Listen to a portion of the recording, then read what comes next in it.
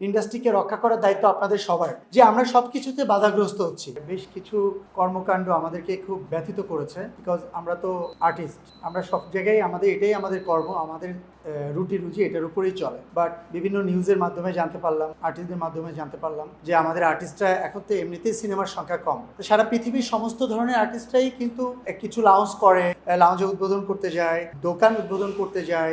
এখন সেলিব্রিটিদের কাজই কিন্তু এটা অ্যাকচুয়ালি। হ্যাঁ, তাদের সেলিব্রিটি না হলে তো তাকে কখনো এইভাবে সম্মান দিয়ে কোথাও নিয়ে যাবে না। সেক্ষেত্রে ইদানিং দেখছি যে আমাদের অনেক প্রোগ্রামে অনেক ধরনের অনেক আর্টিস্টরা বাধাগ্রস্ত হচ্ছে। এটা আমাদের ব্যথিত করছে আর কি অ্যাকচুয়ালি। আমাদের তো মোটামুটি একটু ব্যালেন্সে আসছিল আর কি আমাদের ইন্ডাস্ট্রি, বাট 5 তারিখের পরে আমাদের ইন্ডাস্ট্রির অবস্থা খুবই খারাপ, একদম আনব্যালেন্স অবস্থায় আছেন।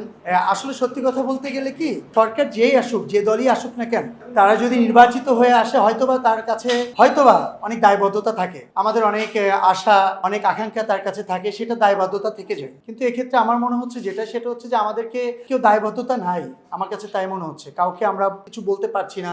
আপনাকে কেউ কোনো কিছুতে প্রোটেস্ট করলে আপনি আইনের সঙ্গে আছেন, তারপরেও আপনি তার বিরুদ্ধে কথা বলতে পারছেন না। এটা আমার কাছে মনে হচ্ছে আমরা কেমন একটা ডিসব্যালেন্স অবস্থায় আছি আর কি। আর একটা বিষয় সেটা হচ্ছে আমরা আর্টিস্টরা আমরা উন্মুক্ত। আপনি দেখেন আজকে সৌদি আরবের কথাই চিন্তা করেন না কেন, তারা কি আমাদের থেকেও অনেক বেশি কম ফরেজগার আপনার কাছে তাই মনে হয়েছে? হ্যাঁ, পাকিস্তানের কথা চিন্তা করেন না কেন, কিন্তু সৌদি আরবের মতো জায়গায়ও কিন্তু এখন সিনেমা হল কিন্তু চালু হয়েছে। তারা ফুটবল খেলতেছে, তাদের বিভিন্ন দেশ থেকে খেলোয়াড়দেরকে ভাড়া করে নিয়ে এসে টুর্নামেন্ট খেলতেছে।